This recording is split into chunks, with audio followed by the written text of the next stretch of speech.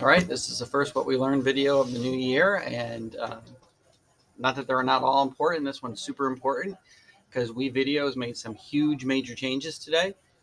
There's several. So when you go to www.wevideo.com and you log in, you're going to get this splash screen the first time that says welcome to your new dashboard, because WeVideo's released a product called Classroom. Classroom for WeVideo is just like Classroom for Google. It's a place where you can post assignments for your kids with resources, and then they can complete the assignment and turn it in. Okay, not sure yet if it's much more useful than just using the regular Google Classroom or using the shared features in regular WeVideo, but I wanted to walk you through how you can switch between the two different platforms so that you understand that, so that it doesn't impact you right away.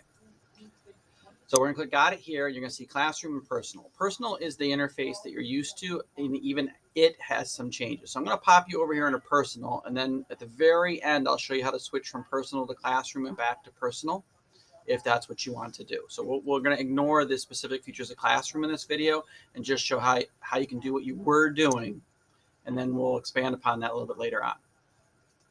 So when I click on Personal here, it's going to take me to a similar looking dashboard in just a second. So back here in the background, you can see we've got our templates and stuff going on the sides, and then our previously made videos going across the bottom. You're going to get prompted often to take you to Classroom or Show Me Later. At some point, you're going to want to click this Take Me to Classroom because this pop-up keeps coming up. So I'm going to say Show Me Later.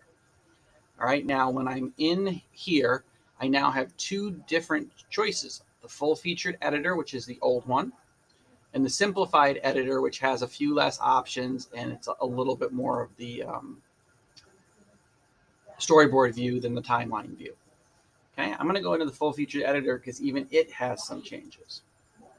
So when I click that, it's going to ask me the same questions it did in the past, which is which folder or project do I want to put it on in. Okay, so you can see I got all of my different types of ones. I'll put it in my projects folder for now, and I can click Start Editing. Okay, so the major change here is instead of going across the top with your menus, they now are sitting over here in the side. You can still pull up the File Save menu panel by clicking on the hamburger, but you now have the My Media, the videos, the images, the transitions, the text, all down this left side. When you click on, for instance, My Media, instead of the three buttons appearing up here for importing or recording your video, they now appear over here on the right-hand side. So you're going to notice little changes like that on all of the different menus that you have. Videos and images are they used to be libraries, now they're separate. Okay, and they used to all be in one library, and now they're done by category. So you can see animals, businesses, and you can click See All next to them. Same thing with the images. They're broken down into categories that you can scroll through, or you can click See All. You can still search though. Okay, audio, same thing.